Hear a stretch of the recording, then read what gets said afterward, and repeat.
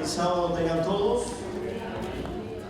Hace ya un rato tuve el privilegio de extenderle una cordial bienvenida a cada uno de ustedes, pero una vez más le doy la bienvenida a todos los hermanos que han estado llegando poco después que el culto comenzó.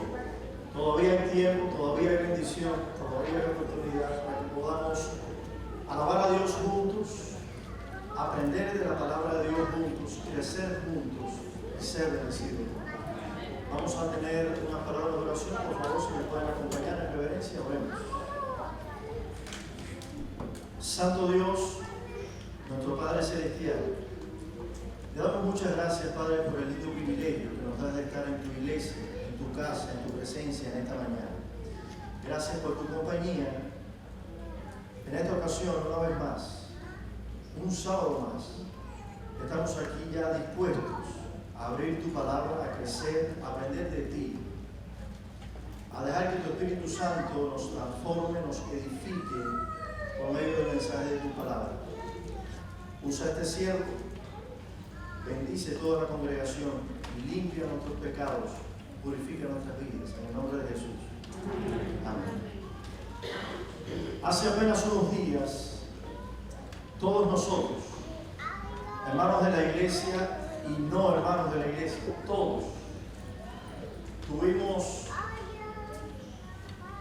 pudiéramos decir, la desgracia de experimentar uno de los huracanes más duros, más complejos, más difíciles que han atravesado por la Florida en muchísimos años. Tal vez no sea el más desastroso que ha pasado por la Florida o por los Estados Unidos, pero por aquí, por el suroeste de la Florida, definitivamente sí ha sido el más grande, el más desastroso, el más dramático. Los daños se cuentan por billones. Los gastos en las reparaciones ascenderán a billones. Las escenas que puedes ver por ahí, no solamente en Sunnyvale, no solamente en Fort Myers Beach, en Cape Coral también, en muchos otros lugares que no son estos que ya mencioné también. Las escenas parecen sacadas de una película de Hollywood. Los daños verdaderos, aunque pareciera que ya empezamos a recuperarnos porque de pronto ya tenemos corriente, porque ya hay un poco más de acceso a la gasolina, a la energía y un sinnúmero de cosas más. Los daños verdaderos pasarán muchísimos años en poder restituirlos. Y las secuelas emocionales probablemente pasen mucho, pero mucho tiempo también en que puedan sanar en muchos de nosotros. Porque los daños no solo fueron daños materiales, han sido también daños emocionales. Yo recuerdo cuando tenía unos 5 años, un huracán que pasó por allá por mi país. Recuerdo a toda mi familia nerviosa. Yo, con apenas 5 años, no sabía exactamente qué era lo que estaba ocurriendo, pero al ver a mis padres nerviosos, pues yo también me puse nervioso. Y yo sé que este huracán, que fue mucho más fuerte, puso nervioso más de uno acá. Por eso les digo, aunque ya tengamos corriente, aunque ya de pronto económicamente comencemos a ver que hay recuperación, los daños, las secuelas emocionales a veces tardan en que puedan sanar. En fin, todos nosotros estamos muy sensibles, muy sensibles. Así que yo quiero compartirles en esta mañana un salmo de la Biblia, o por lo menos una gran porción de un salmo de la Biblia que ha sido para la cristiandad en lo ancho y largo de todo el mundo, posiblemente el caballo de batalla en la Biblia, el texto, la porción bíblica que inspira, protege, le da esperanza y une a todos los cristianos donde sea que estén pasando una catástrofe. Ya sea que haya un volcán activo en Guatemala, o un terremoto en Chile, o un tsunami en Tailandia, o un huracán en la Florida, este salmo, el Salmo 91, es el salmo que todos los cristianos recordamos, repetimos e invocamos cuando tenemos crisis, ¿sí o no? Y aunque de pronto la crisis más dura ya pasó, y aunque todavía tenemos crisis, me gustaría compartir contigo este salmo. Salmo 91, leo para ti. El que habita al abrigo del Altísimo, lee conmigo, morará bajo la sombra del Omnipotente. Diré yo a Jehová, esperanza mía y castillo mío, mi Dios en quien confiaré. Él te librará del lazo del cazador, de la peste, con sus plumas te cubrirá, y debajo de sus alas estará seguro. Escudo y adarga es su verdad. No temerás el terror nocturno, ni saeta que vuele de día, ni pestilencia que ande en oscuridad, ni mortandad que en medio del día destruya. Caerán a tu lado 1000 y 10.000 a tu diestra, mas a ti no llegará. Vamos a detenernos ahí. Con esta porción del Salmo allí en la pantalla, específicamente esta frase que está en rojita y con un signo de exclamación que ni la rojita ni la exclamación está en la Biblia originalmente, pero yo se la pongo porque quiero que le prestes atención. Quisiera hacerte esta pregunta. ¿Qué cuando sí nos llegue? Repito este versículo, porque todos nosotros lo recordamos, nos lo sabemos de memoria, lo invocamos, se lo reclamamos a Dios cuando hay crisis, pero lo que les voy a decir sucede, y ya ustedes me van a decir si es así o no. Caerán a tu lado 1000 y 10.000 a tu diestra, mas a ti no llegará. Te pregunto, ¿qué cuando sí nos llega? ¿Porque no llega o no llega? ¿Qué sucede cuando a 1000 en este lado les cayó la plaga y la desgracia encima? Y aquí a la diestra, a 10.000 también le cayó la desgracia encima, y a nosotros, así cristianitos y todo, también nos cae. ¿Qué sucede? ¿Cómo reaccionamos? ¿Cómo respondemos a él? ¿Sucede o no? Pero te digo más, y afuera te llaman. ¿Qué sucede?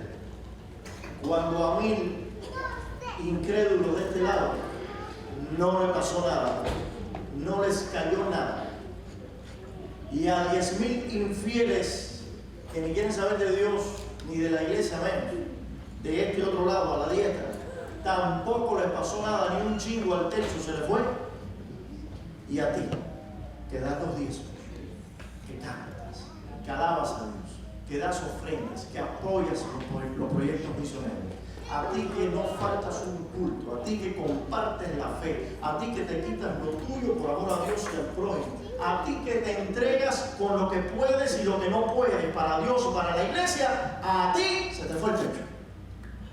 Dime, ¿cómo respondemos a eso? ¿Qué hacemos? ¿Agarramos el salmo y lo echamos en la basura o nos aferramos más a Dios? Caerán a tu lado 1000 y 10.000 a tu diestra, dice el salmo, mas a ti no llegará. El título del mensaje en esta mañana es ¿qué cuando sí nos llega? Porque si de algo todos estamos convencidos acá en esta mañana, es que a nosotros también nos llegó. Desde un chingo en el techo hasta el techo perdido y hasta incluso el mar metido dentro de la casa. Y no estoy hablando de la gente por ahí, estoy hablando de personas aquí en esta iglesia. Vamos a hablar hoy sobre esta pregunta. ¿Qué cuando sí nos llega? Y para ello quiero hablarles de uno de los capítulos, una de las porciones bíblicas, en mi opinión, más sensibles, más emotivas que hay en todas las Sagradas Escrituras.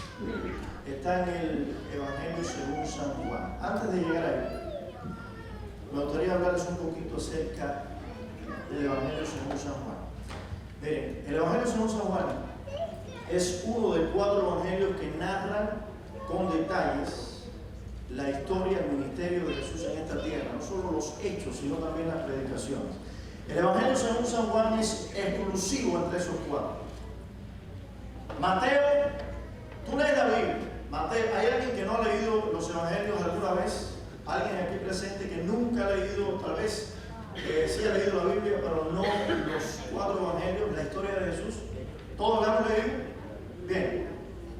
Déjenme abundarles en algunos detallitos acá. Los cuatro Evangelios, Mateo, Marcos, Lucas y Juan, narran básicamente la misma historia, la historia de Jesús. Algunos con más detalles que otros. Hay cositas que Mateo vio de alguna forma y Marcos la vio de otra, y de pronto ahí pues hay detallitos de diferencia, pero eso no quiere decir que se contradigan. Al contrario, enriquece la historia del ministerio de Jesús, incluso no solo la historia, repito, sino también las enseñanzas, porque los evangelios no solo hablan de la historia de Jesús, sino de sus predicaciones, de sus enseñanzas. El Evangelio según San Juan es exclusivo. Juan parece que vio cosas y escuchó cosas que ni Mateo, ni Marcos, ni Lucas vieron.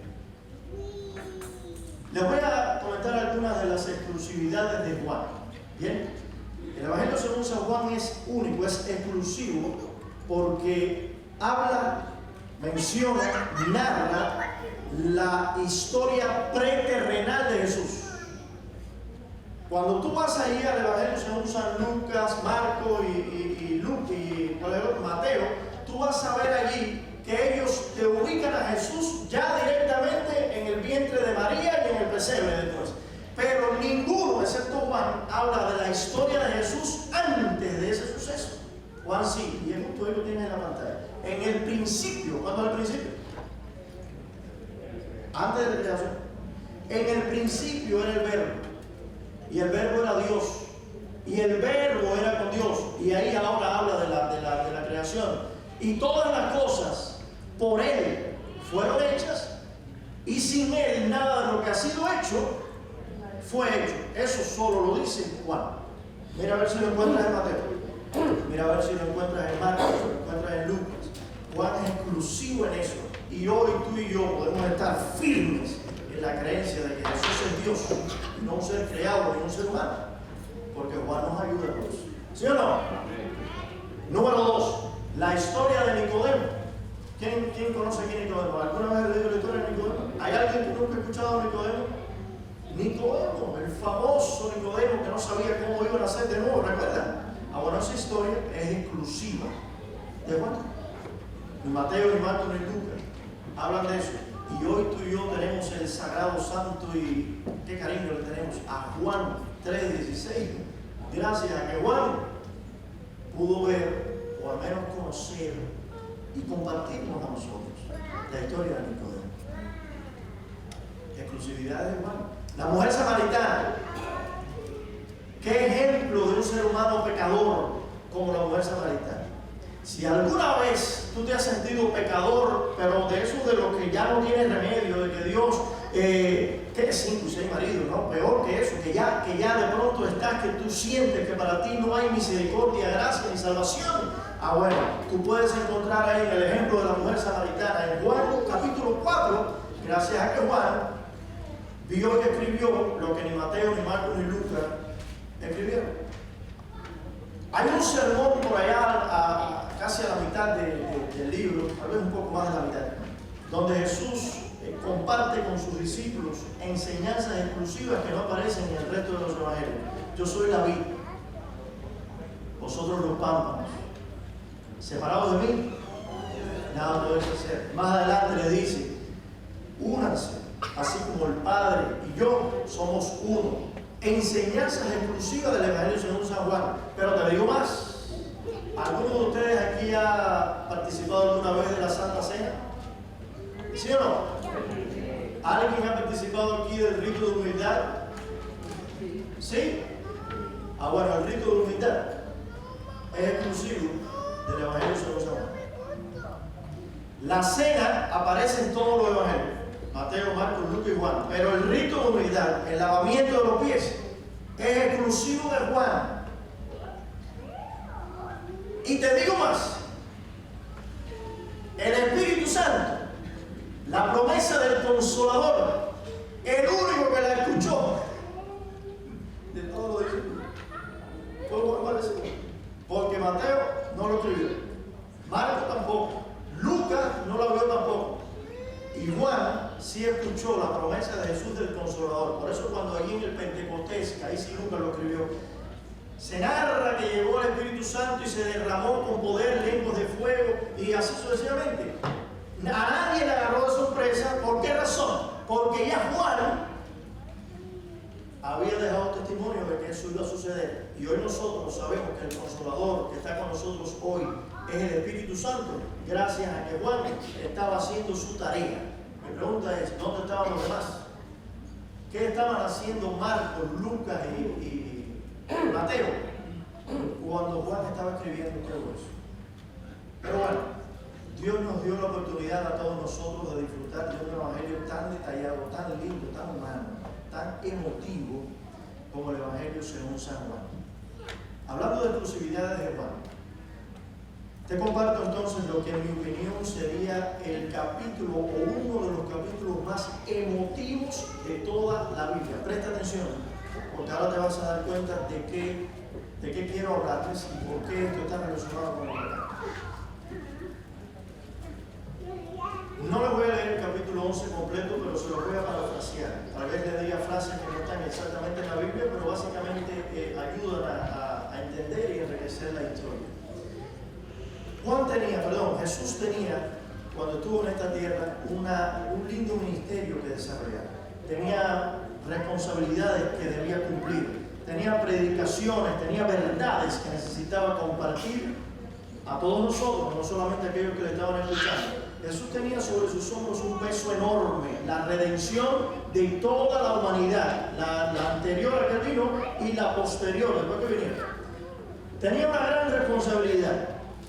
Y yo no sé si a ustedes les pasa como a mí, que cuando tenemos una responsabilidad, algo que nos ocupa tiempo, que nos lleva toda nuestra atención, de pronto ni hambre nos da, porque estamos enfocados en eso específicamente, pero que una vez pasa toda esa presión de la responsabilidad que tenemos, de pronto respiramos un poco y ahí es donde nos llega todo el hambre acumulado que teníamos y nos baja ese estrés y queremos como despejar un poco. ¿Le sucede o no? Bueno, Jesús era Dios, pero también era humano. Ese no es el tema ahora, pero quiero que quede claro. Jesús necesitaba descansar, ¿sí o no? Jesús necesitaba su tiempo también para Él mismo, para reconectarse, para recibir energía, para recibir comunión con el Padre, ¿sí o no? Ahora, cuando Jesús predicaba, cuando Jesús enseñaba, cuando Jesús sanaba personas, había un momento en que Él decía, bueno, necesito un tiempo, necesito relajar, necesito descansar. ¿Saben dónde Él descansaba y dónde Él relajaba? Donde Jesús era más humano que nunca, en una aldea llamada Betania. Allí en Betania había una familia de 3 personas, por lo menos eso es lo que dice Juan, que es el único de los evangelistas que narra esta historia. Dicen que eran 3 personas: María, Marta y ¿quién? Y Lázaro. Si Jesús tenía amigos, pero amigos de uña y mugre en esta tierra, eran ellos. Jesús era amigo de todos. Fíjense que es amigo hasta los pecadores. ¿Sí o no? Jesús es mi amigo también, es amigo tuyo. Aunque si tú hoy por primera vez escuchaste hablar de Jesús, quiero que sepas que lo primero que necesitas saber es que es tu amigo. Jesús es amigo de todos nosotros. Pero amigo de eso ¿cómo te puedo decir? De best friend.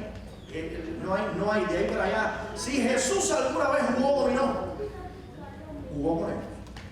Porque ellos eran sus íntimos, los meros, el círculo de amigos más especiales que tenía Jesús eran ellos. Si Jesús hizo un barbecue alguna vez en su vida, lo hacía allí. Él terminaba ya las predicaciones, él iba y rápido. Quería despejar, ¿a dónde iba?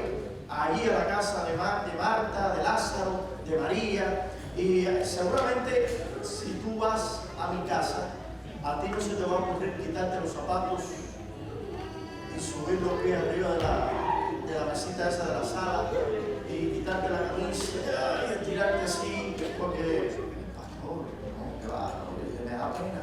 Pero a que sí lo haces en la casa de una persona que tienes toda la confianza, ¿verdad? De pronto mi hija tampoco lo hace. Pero en tu casa sí lo hace. Tampoco. Bueno, Jesús sí lo hacía. Y Jesús lo hacía en la casa de María, Marta y Lázaro. Allí él tenía su rinconcito de paz, de amor, de amistad, de todo lo que necesita un ser humano en esta vida. Por eso es que le digo que este es el capítulo más emotivo de toda la Biblia, porque esto se trata de emociones, no de necesidades materiales. Emociones que todos los seres humanos necesitamos. A veces en la vida lo que necesitamos no es dinero, ¿sabes?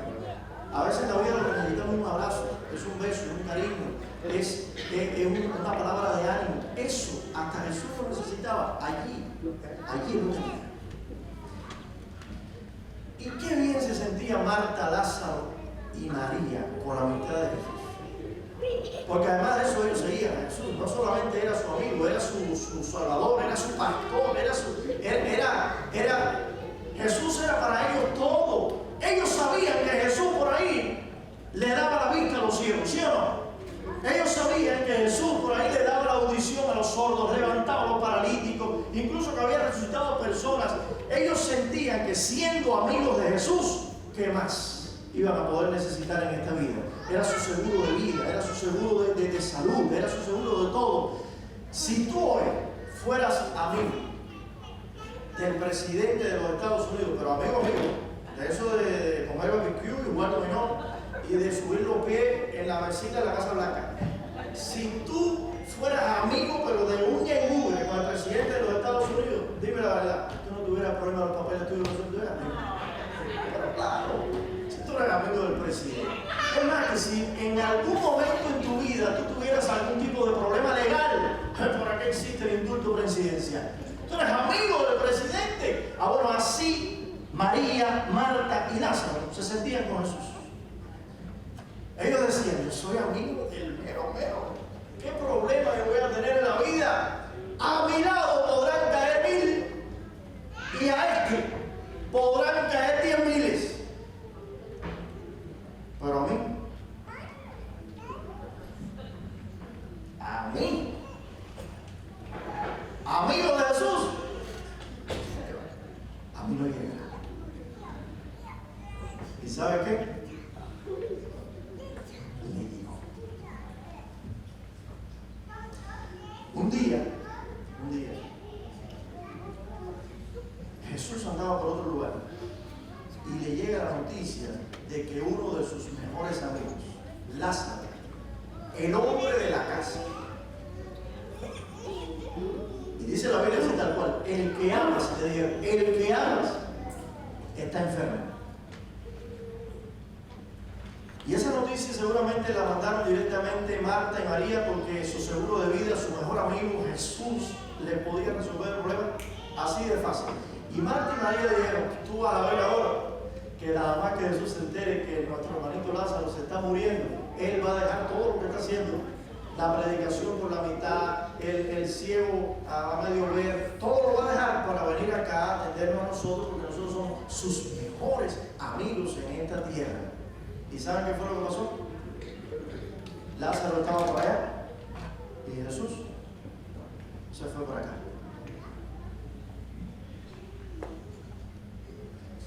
¿Te ha pasado alguna vez en la vida que tú te sientes protegido, mimado? Sientes que las promesas de Dios son fieles y verdaderas, que no te van a fallar. Ves el huracán soplando categoría casi 5 y tú repites el salmo y lo repites y te sientes seguro porque es una promesa de Dios. ¿Es una promesa, sí o no? Y de pronto, creyendo que Dios va a venir para acá, se va para allá y se te fue el techo. ¿Qué ha pasado? A Marta le pasó, a María le pasó. Creían que Jesús iba a venir porque era su amigo y no fue. Y finalmente se apareció Jesús.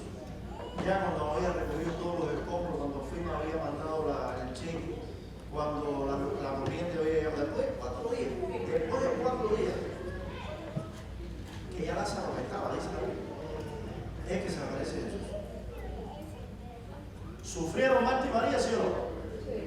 Sí, sufrieron. Porque los hijos de Dios, es más, los amigos de Jesús también sufrieron. Lloraron y amargamente, no solamente por el muerto, sino por el vivo, que a la hora de la verdad no fue. Era una mezcla de dolor y frustración. ¿Alguna vez te has enojado con Dios? No, nosotros no nos pasa eso, ¿no? ¿Alguna vez tú te has frustrado con Jesús y has dicho, no voy más a la iglesia? ¿Te ha pasado? ¿Alguna vez te han puesto un ticket y tú estás enojado con Dios? Le has dicho, ahora lo voy a pagar de los diezmos de este mes. Ah, no, verdad, nosotros no nos frustramos, nosotros no nos enojamos, pero te voy a decir una cosa, Marta y María sí se frustraron. Y se frustraron enormemente, al punto de que cuando Jesús llegó allí a la escena, después de 4 días, y Jesús llega allí a saludar a sus amigos, porque iba a traer paz, esperanza, milagro, bendición y resurrección.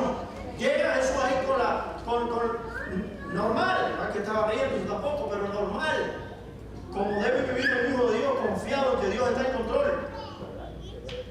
Y lo primero que Marta y María le dicen a Jesús, ¿qué fue? Un reclamo. Jesús todavía venía por allá y sale, que fue la primera que vimos, Marta, y llega corriendo y le dice, si hubieras estado aquí. Jesús le dice, bueno, Marta, ¿qué buena ni buena? Aquí tenía que haber estado cuando mi hermano estaba enfermo. Ahora, ¿qué vamos a hacer? Si hubieras estado aquí, mi hermano no hubiera muerto. Y luego llega María con el mismo reclamo. Qué triste cuando le reclamamos a Dios por todo lo que necesitamos de Él. Y qué triste es ni tan siquiera imaginar que Él tiene todo ya bajo control. Y no solamente la salida, sino la bendición que nos repondrá de forma multiplicada todo lo que pedimos. Yo te pregunto, ¿no? ¿Sabía Marta y María que Jesús había resucitado a la hija de Jairo algún día para él? ¿Lo sabía? ¿Y no sabía que había resucitado a una bruja por allá en Naín? ¿Por qué será que a veces somos tan dispuestos a reclamarle a Jesús algo que nosotros sabemos, no solo por la Biblia, sino porque lo hemos visto por ahí en el hermano en la iglesia, en el conocido que también pasó por una situación semejante? Hemos visto muchas veces que Dios muestra su mano y tiene poder para resolver cosas incluso más grandes que los problemas que tenemos. ¿Por qué a veces somos tan duros reclamándole a Jesús que con toda naturalidad y amor viene a poner su mano sobre nosotros, sobre nuestras crisis y decir, haya paz y haya bendición en tu vida? Ahora Jesús hizo y dijo varias cosas allí. Recuerden que les dije que este capítulo es uno de los capítulos más exclusivos, pero también emotivos que hay en toda la Biblia. Te voy a explicar por qué. Difícilmente tú vas a encontrar en toda la Biblia un libro más sensible que el Evangelio según San Juan. Difícilmente tú vas a encontrar una faceta de Dios más humana, más sensible con nuestras necesidades. Ningún libro en la Biblia te baja tanto a Dios del cielo y te lo pone al lado tuyo como el Evangelio según San Juan. Y fíjate bien lo que sucedió. Te voy a explicar 3 cosas que Jesús hizo o dijo. Solo 3. Dijo e hizo muchas más, pero te voy a mencionar solo 3. Y aquí vamos a encontrar respuesta a cada una de nuestras preguntas, sobre todo a esta gran pregunta, ¿qué cuando sí nos llegan a nosotros? Las angustias, las desgracias, las necesidades. Dice la Biblia que allí, una vez que María vino y se sacaron chispas ahí un poco, dice la Biblia, en el versículo más corto de toda la Biblia, pero posiblemente uno de los más sensibles y humanos de toda la Biblia, uno de los más emotivos. ¿Qué hizo Jesús? Jesús lloró.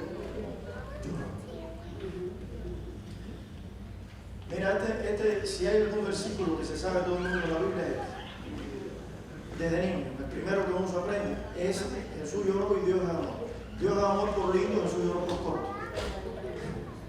Pero realmente es uno de los versículos que todo el mundo sabe. Pero tú te has puesto a pensar el contexto del llanto de Jesús. Mira, Jesús lloró en esta tierra solamente 2 veces. ¿Lo sabías? Solamente 2 veces. La otra vez, ¿cuándo fue? Cuando lloró por Jerusalén.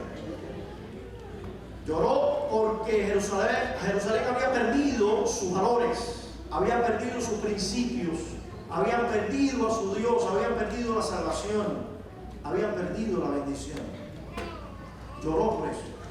Pero esta segunda vez, es la única vez, y esta solo la narra Juan, la única vez que Jesús lloró por la pérdida de una familia, por la pérdida de un ser humano, por la pérdida de la vida de una persona a quien él amaba. Por eso es que es sensible esta historia. Difícilmente tú ves, no es la única, pero difícilmente va a costar mucho trabajo ver a Dios llorando otra vez en la vida. Allí lloró. Y ahora quiero que aterricemos un poco acá y pensemos, porque no es aprendernos textos de la Biblia así al azar y repetir versículos de memoria porque lo aprendemos así mecánicamente. No, hay cositas que necesitamos valorar. Número 1, presta atención a esto.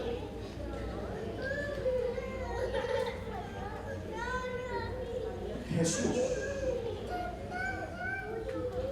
resucitó a Lázaro, ¿sí? No sabemos esto. Lo resucitó, ¿verdad que sí?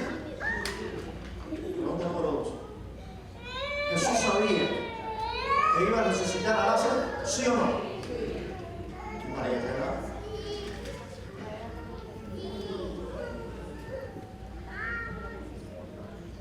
Es como que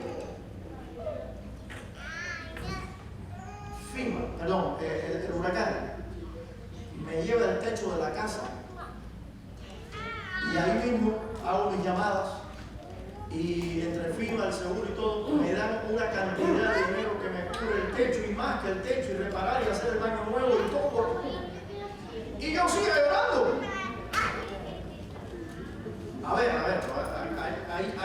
hay horrores, ¿no? Hay horrores. Yo lloro de la. Pero en serio tú te vas a poner a llorar por algo que ya está súper resuelto. Porque que llorara Marta y María es entendible.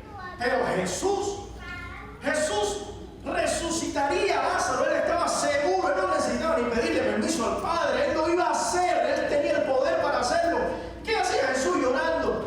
Era para que Jesús hubiera llegado ahí con una amplia sonrisa colgada y hubiera confundido y a Marta y María. ¿Y de qué tú te ríes? Si esto no es reír. Y entonces Jesús le hubiera respondido y le hubiera dicho que yo lo voy a resucitar, Marta. Pero no, dice la Biblia que lo que Jesús hizo fue llorar. Y te pregunto a ti, ¿por qué lloró? ¿Me puedes responder? ¿Por qué lloró Jesús?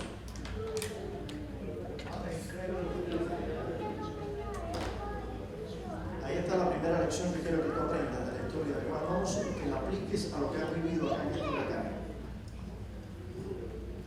Dios llora cuando tú sufres. Si a ti te ha pasado por la mente que Dios envió un huracán para él allí en su santo trono estar mirando ahí a ver cómo reacciona el pastor. Yo quiero ver, a ver si es verdad que él tiene fe. A ver cómo reacciona Adis. Le voy a llevar al techo. A ver si es verdad que ella tiene fe cuando no tiene techo. Vamos a ver cómo reacciona los Ponce. A la familia Ponce le voy a meter el mar en la casa a 6 pies de altura para ver si es verdad que ellos siguen yendo a la iglesia. ¿Ustedes se imaginan que Dios hace ese tipo de cosas? Jesús lloró allí, aún sabiendo que el problema lo tenía resuelto, porque con el problema resuelto y todo, si tú estás llorando, Él llora contigo. Si tú estás sufriendo, Él sufre contigo. Es más, te voy a decir algo más y vuelvo a agarrar de la vaca. Cuando ya a ti se te pasó el llanto. Y ahora lo que tienes es enojo. También él sigue llorando. ¿No me crees? Vamos a repasar la historia. Cuando Jesús llegó, María y Marta le salieron llorando. Le salieron como enojadas, frustradas. Y dice ahí que después volvieron a llorar, pero tú nunca has llorado de enojo. Estaban enojadas. Aún cuando ya tú pasaste en la etapa de la depresión y la tristeza, y ahora estás en la etapa de la frustración, el enojo con Dios, con la iglesia, con el pastor y con todo el mundo que vuela a Biblia y a salvación y a Dios. Aún allí, cuando ya tú no lloras, sino más bien lo que estás es frustrado, Dios también llora porque tú no estás todavía completo en Él. Llora porque tú sufres, llora porque necesitas del toque de su mano y tal vez no lo estás apreciando. Dice la Biblia que Jesús lloró, y no solo lloró, sino que le dijo a Marta y a María: Marta, María, no te he dicho que si crees verás la gloria de Dios. Jesús tenía todo bajo control, pero yo quiero que entiendas esto. Hoy que tú de pronto tienes una gran pérdida, un dolor aquí terrible, porque tu casa, tu casita, tus bienes queridos, esas cosas que apreciabas, que tenías allí metido en la gavetita o debajo del colchón, o quién sabe dónde, todas esas cositas que de pronto eran valiosas para ti, las perdiste y hoy estás llorando. Quiero que sepas que Dios ni tan siquiera está en el cielo, está hoy a tu lado, llorando contigo. Y adivinen qué, tiene desde ya tu problema. Eso. Solamente necesitamos creer. ¿Qué otra cosa hizo Jesús? Cuando Jesús ya se dispuso a ir a la tumba, allí en la tumba elevó una oración. Y lo primero que dijo en aquella oración fue: Dios, gracias, porque siempre nos escuchas. Y antes de seguir, aclaró eso que dijo. Esto lo digo no porque yo tenga duda que tú me escuchas, sino para que todos los que están acá sepan que tú siempre escuchas a tus hijos. Te pregunto, ¿Jesús necesitaba orar para levantar a Lázaro? ¿Oró cuando nadie? ¿Oró? Bueno, no sé, por lo menos la Biblia no lo dice. Esa ni Juan la ve.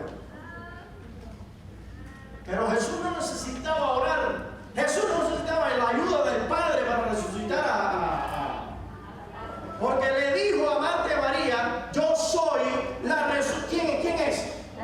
Yo. Jesús dijo: yo soy la resurrección y la vida. No es el Padre, yo. El que cree en mí, aunque esté muerto, vivirá. Jesús no necesita orar. ¿Tú sabes por qué oró Jesús? Para que tú y yo entendamos que en los más grandes silencios que tú puedas tener de Dios, cuando te pasaste el huracán entero orando y se te fue el techo y tú digas: Jesús me abandonó, el Padre, Dios, nadie en el cielo me escuchó, hay un silencio terrible, nadie responde mis oraciones, para que tú entiendas que aún así Dios siempre escucha nuestras oraciones. Dios siempre te escucha, nunca lo olvides. Tal vez hoy estás clamando, tal vez hoy estás sufriendo, tal vez hoy tienes una pérdida enorme en la vida, algo que el huracán te arrebató, y de pronto la gran pregunta que tienes aquí en tu mente es: ¿dónde estaba Dios cuando antes del huracán le pedí que me protegiera? ¿Dónde estaba Dios durante el huracán y yo veía el techo irse? ¿Y dónde estará Dios ahora que veo que el proceso de recuperación se torna largo y tedioso? Tal vez creas que Dios te ha abandonado y no contesta tus oraciones, pero quiero que sepas: Jesús tuvo aquella oración para que todos ellos, todos nosotros, podamos entender podamos estar seguros que Dios, a pesar de los más grandes silencios que podamos nosotros experimentar en la vida, silencios de parte del cielo, aún así, Dios siempre escucha nuestras oraciones. Y más temprano que tarde, contestará tu oración. Y la contestará, adivina qué, mucho, pero mucho mejor de lo que tú le pediste. Ese es mi Dios. ¿Ese no es tu Dios también? Alabado sea.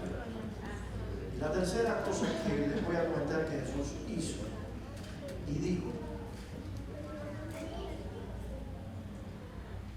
fue la siguiente. Jesús, antes de marchar allá a donde estaba Lázaro enfermo, todavía no había muerto, los discípulos se quedaron confundidos. ¿Cómo que no va a salir a resolver el problema? Y Jesús le dijo a los discípulos algo. Esta enfermedad no es para muerte. A ver, fíjense bien, ¿lo dijo o no lo dijo? Esta enfermedad no es para muerte, sino para qué. Perdón, ¿cómo?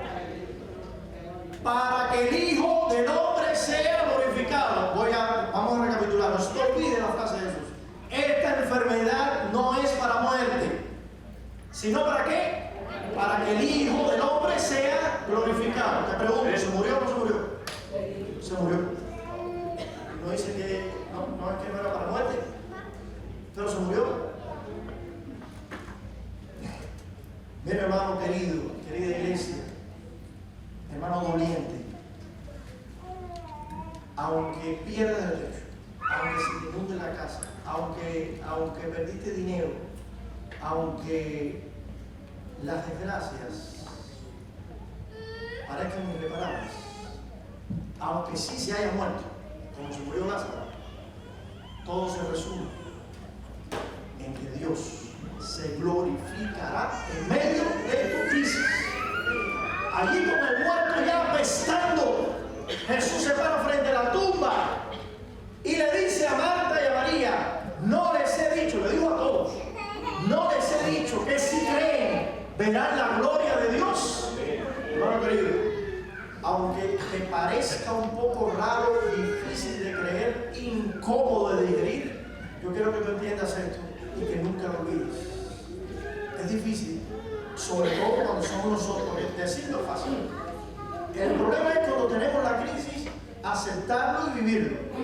Pero es la verdad de Dios, es su gran verdad cuando nos tocan a nosotros las crisis. En medio de nuestra crisis, veremos la gloria de Dios.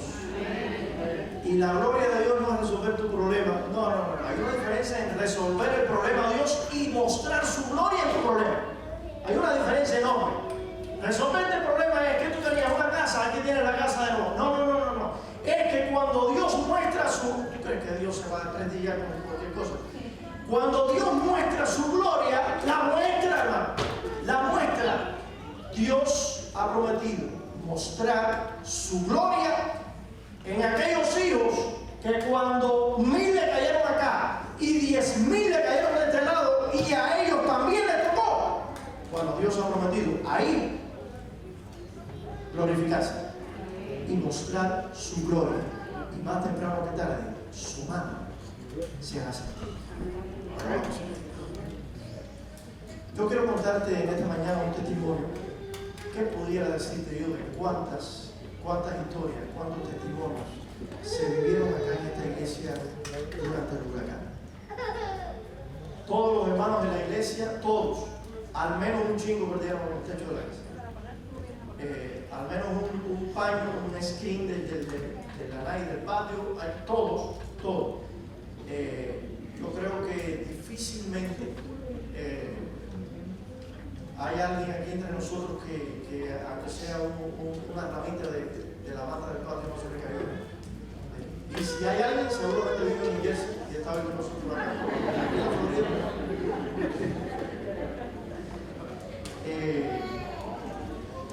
En la iglesia nuestra hubo 4 casos de cáncer. 4 casos. A ver, tal vez más, pero dramáticos de curso. Y aquí ahora, hoy acá, de esos 4 tenemos acá a la familia Ponce. Yo quiero de todo mi corazón darle un abrazo a ustedes. Yo quiero que cuando ustedes aquí hoy, hermanos, salgan de la iglesia y vean a la familia Ponce allá afuera, les den un abrazo. Ellos definitivamente tuvieron grandes pérdidas, para no decirles que lo perdieron todo. Posiblemente ahora lo único que les dé calorcito humano sea el abrazo y el cariño de todos nosotros.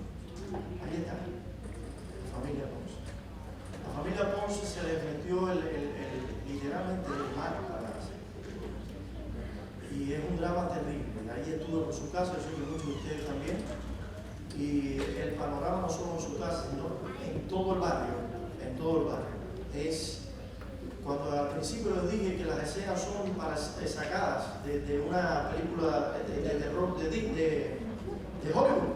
Bueno, me estaba refiriendo a eso. Allí, en esa comunidad, en ese barrio, es tétrico, es terrible lo que sucedió, incluido la casa de la familia Ponce.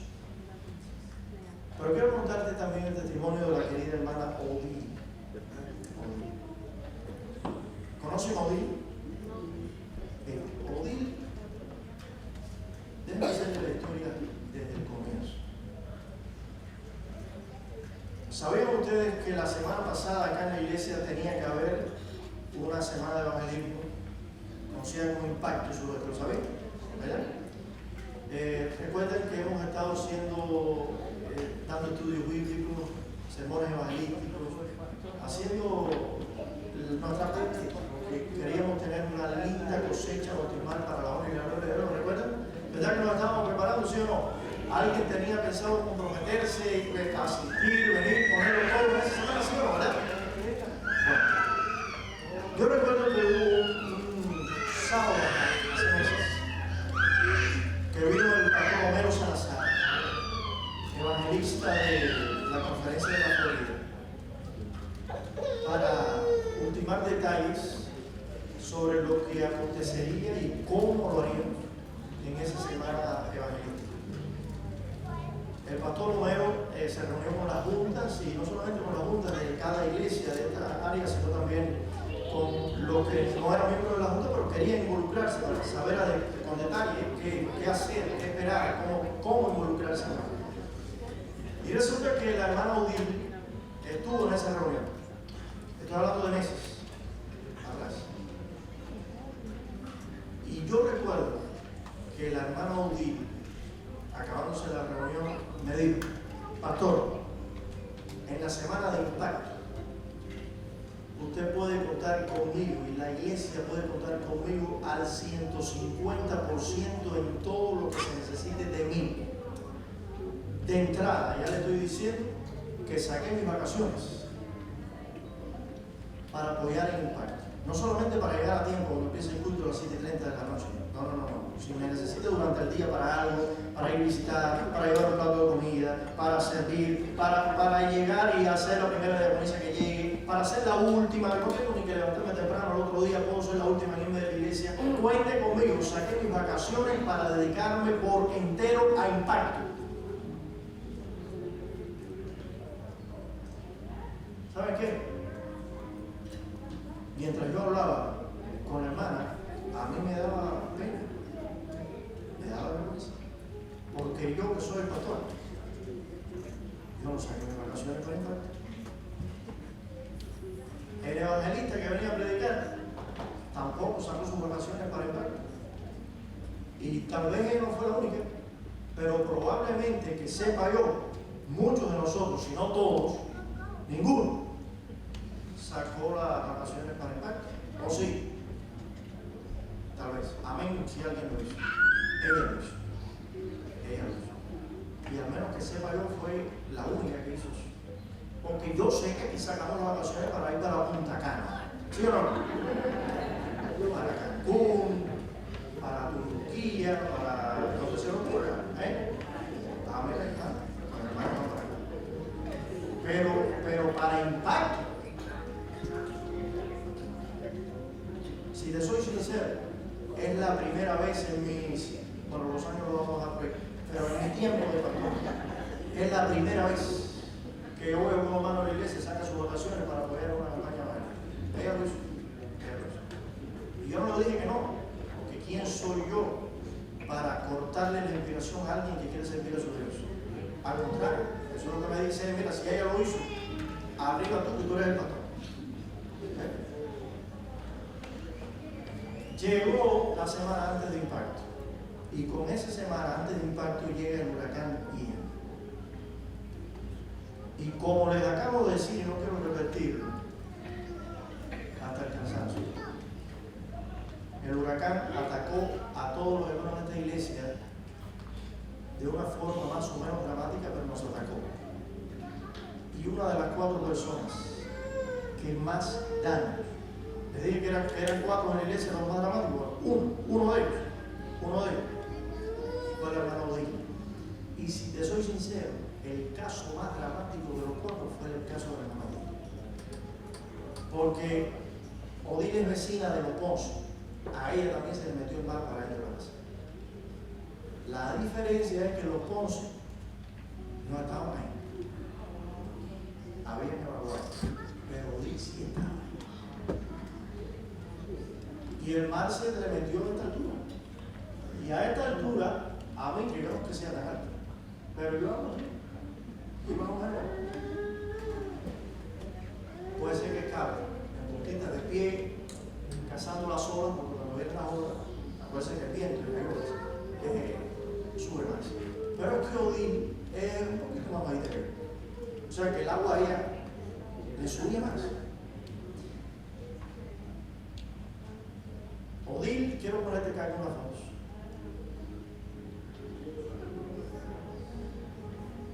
Antes de llegar a esa foto,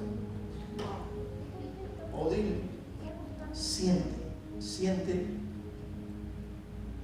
ella repitiendo el Salmo 91. Cara a tu lado, 10.000 a tu diestra, que habita en el reino del Altísimo, todo eso.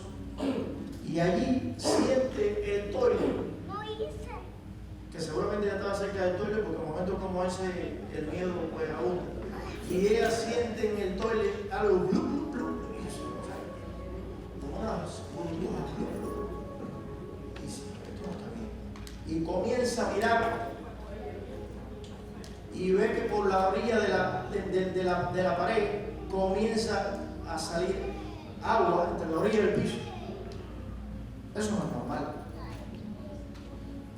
Y dice, aquí está pasando. Y cuando abre la puerta, el mar entero se metió para dentro de la casa. En un minuto, llegó a esta altura. Ella me dijo, pastor, solamente me dio tiempo a agarrar un salvavidas. Mira usted, salvavidas.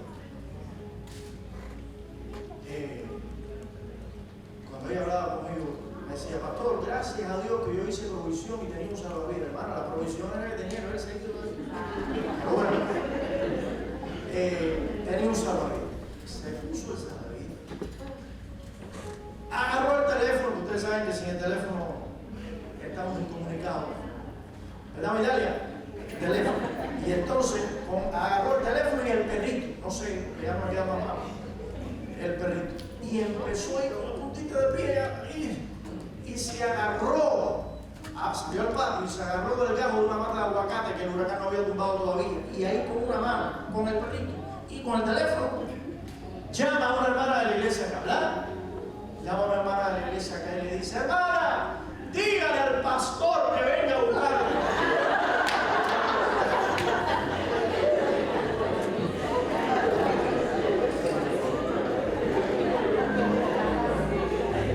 Y la hermana le dice, y la hermana de la iglesia, no dice su nombre, pero está aquí. La hermana de la iglesia le dice, Odil, ¿qué pastor ni qué pastor? Llama a la policía, al 911. Y cuando llama a la policía le dijo que no, ellos no habían dado la advertencia de que debían evacuar y que parte de la advertencia era que no evacuara a la hora de la verdad, hasta que no pasara el huracán no iban a ir. Así que empezó a gritar y un vecino vino a rescatarla. Quiero ponerle una escena. Aquí esta foto ya es desde un segundo piso, en la casa del vecino, un segundo piso.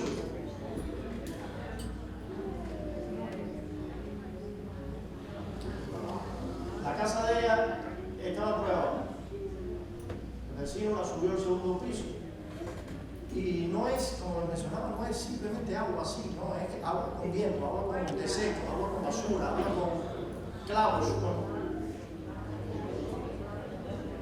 Esa fue la escena de ella en medio del huracán. Se pueden ver acá, está soplando el viento. Eso fue en medio del huracán. Y encima los árboles cayendo. Esta parte era la bandera del huracán. La escena adentro una vez que bajó el agua. Y yo sé que los hermanos Ponce saben de qué se trata porque ellos vivieron esa escena. A ver, cuando llegaron a su casa se encontraron ya la casa toda destruida. Todo se dañó. Este es ella.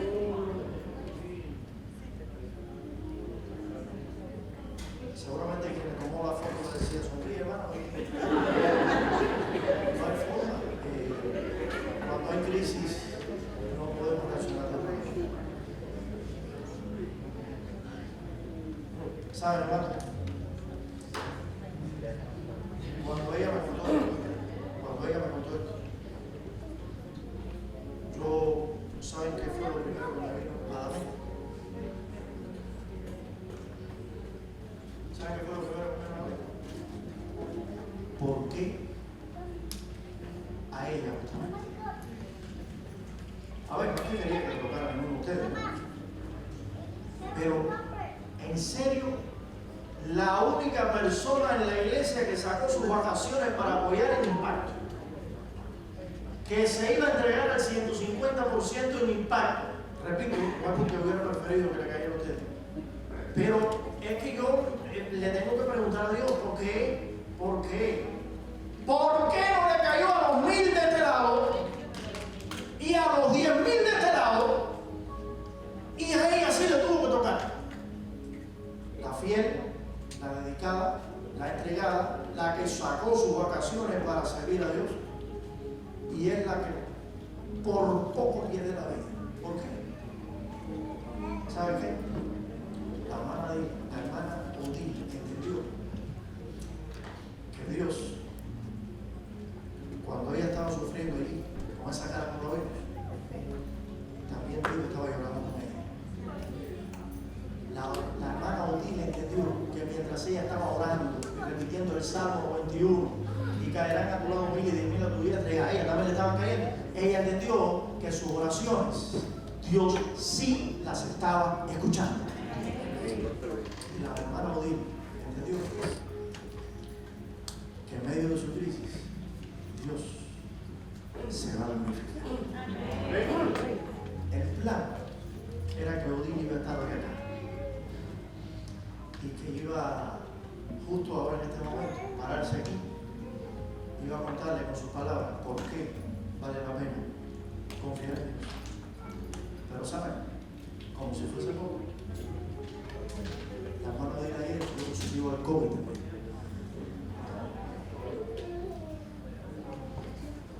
¿Te parece que es mucho lo que tienes? ¿Te parece que es suficiente tu carga? Créeme, mientras vivamos en este mundo siempre hay espacio para algunos. Pero Dios puede, con lo que tienes, con lo que falta, y encima te dará la victoria. La mano de Dios no pudo venir, pero no tengo idea. Quiero que escuche bien. Muy buenos días, familia. Feliz sábado. Dios me lo bendiga. Me hubiese encantado estar ahí con todos ustedes, pero me ha dado el COVID. Tengo COVID. Me siento un poquito ronca, fatigada. Como ya el pastor le comentó, sí, fue una prueba bastante inesperada, algo que yo pensé que nunca yo iba a vivir. ¿Cómo decirle? Me asusté, pero a la misma vez Dios me dio esa fuerza para yo poder salir de la casa. Dios estaba en todo momento al lado mío. Nunca perdí mi fe, nunca perdí nunca perdí mi fe y siempre estaba orando. Todo el momento estaba orando. Y estaba repitiendo mucho y orando el Salmo 91. Ese es uno de los salmos más favoritos. Uno de mis salmos favoritos. Y sí, vendrán a ti 1000 y 10,000 a tu diestra y no te tocarán. Yo confío mucho en Dios. Mucho. Y después de la tormenta siempre viene la calma. Hermanos, hay que confiar. Y ese Dios viviente al que yo represento, al que yo le sirvo, Señor, nunca desampara a sus hijos. Nunca. Y antes de la campaña, en una de mis oraciones, yo le dije: Dios, mi Dios, te entrego mi alma, mi espíritu. Haz conmigo lo que realmente tú quieres que yo haga para tu obra, Señor. Por aquí estoy, gracias a Él, estoy viva porque me salvó. Me dio esa fuerza. Y le agradezco a Dios. Siempre estaré agradecida a mi Dios por todas las maravillas y lo maravilloso que Él hace, no solamente conmigo, sino con nuestra iglesia y con cada uno de nosotros. Amén.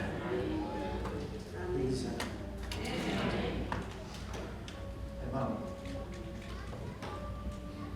yo no sé si la situación tuya de alguna forma se parece a lo que vivió David. Yo estoy seguro que todos nosotros tuvimos nuestro propio huracán, nuestra propia tormenta. Todos nosotros tuvimos alguna pérdida. Todos nosotros hemos sido tocados emotivamente. Todos ahora mismo estamos sensibles. De alguna manera, Dios nos va a ayudar a sanar nuestras secuelas emocionales. Pero quiero dejar contigo este versículo y quiero que sea tu desafío y también el llamado que deba responderle a Dios. Primero de Samuel, capítulo 7, versículo 11. Palabras de Samuel. Pero quiero que también sean nuestras palabras. Hasta aquí nos ayudó. ¿Conocías este versículo? Sí, ¿verdad? ¿Conoces la historia de este versículo? Te la voy a contar rapidito, en menos de 2 minutos. Estas palabras, Samuel las pronunció en un momento único, exclusivo, no solamente en su vida, sino en la historia del pueblo de Israel. Subió allí a una colina, puso una piedra y en la piedra, allí frente a la piedra, pronunció esta frase: Ebenezer, que quiere decir hasta aquí nos ha ayudado Jehová. Ahora, lo interesante es que la historia de Samuel no era una historia así tan de color de rosa como para decir que así con seguridad hasta aquí nos ha ayudado Jehová. La historia del pueblo de Israel hasta ese momento no había sido una historia color de rosa como para poder decir así con total seguridad y que todos lo creyeran: hasta aquí nos ha ayudado Jehová. Samuel puso la piedra justo en un momento en que habían acabado de recuperar el arca del pacto. Pero el arca del pacto la habían perdido en medio de una batalla donde mataron a mucha gente, incluidos los hijos del pastor de la iglesia, los hijos del sacerdote Elí. Cuando llegaron con la noticia de que no solamente se habían muerto los hijos del sacerdote, sino que también se había perdido el arca. El sacerdote Elí se fue para atrás, se mató. Cuando la nuera del sacerdote Elí se enteró que su hijo, su cuñado y su suegro habían muerto y además el arca había sido perdida, ella estaba embarazada, le entraron dolores de parto, comenzó a perder la criatura y en el proceso en que intentaban salvar a la criatura, ella murió. El arca se lo llevaron los filisteos allá a su tierra y allá en la tierra de los filisteos, todo el que le pasó un poquito por al lado del arca le salió un tumor y se murió. Finalmente los filisteos dijeron: vengan a buscar el arca. Fueron a buscarla. Uno de los que venía con el arca, el buey tropezó, el arca se iba a caer, tocó el arca, se murió también.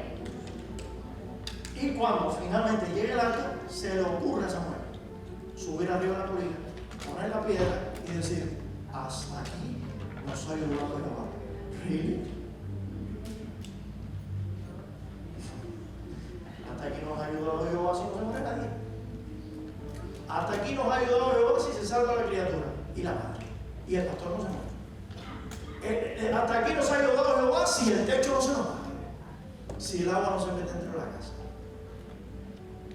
Mira, hermano, busca en la Biblia y te vas a dar cuenta que cada vez que esta frase aplique, hasta aquí nos ha ayudado Jehová, no es porque todo fue color de rosa, no, sino porque a pesar de que todo fue gris y con puntas negras, Dios estuvo presente.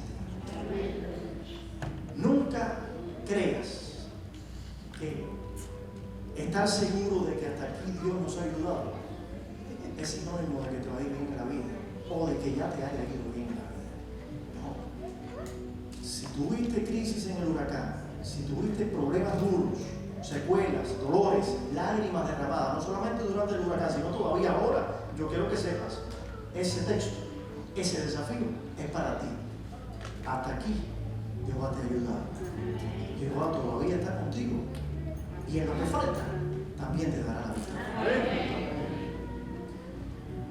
Interesante de todo es que Samuel, a pesar de todo eso que había pasado, todavía lo que le faltaba. ¿Verdad, pastor?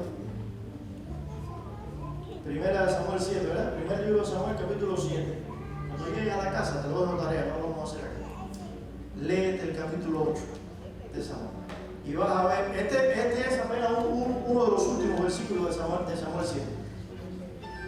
El versículo 3 del capítulo siguiente, lo que dice es: y los hijos de Samuel se apartaron de los caminos de Dios, yendo tras el pecado y la avaricia. Y yo digo, pero ven acá, no es que hasta aquí nos ha ayudado Jehová. No, Samuel levantó la piedra y todavía no sabía lo que le faltaba por vivir.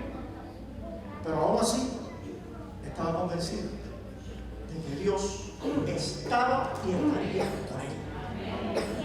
Yo no sé cuál es la situación que tú tienes ahora mismo, y sabes que probablemente vengan cosas más difíciles, más duras y dramáticas en la vida, pero que nunca te quepa la menor duda, aunque caigan a este lado mío y a este otro lado 10.000 y a ti también te caigan. Nuestro refugio es el Dios de Jacob. Y con toda seguridad podemos decir: hasta aquí nos ha ayudado Jehová. Nuestra victoria está asegurada. ¿Hay alguien en esta mañana que cree eso? ¿Sí o no?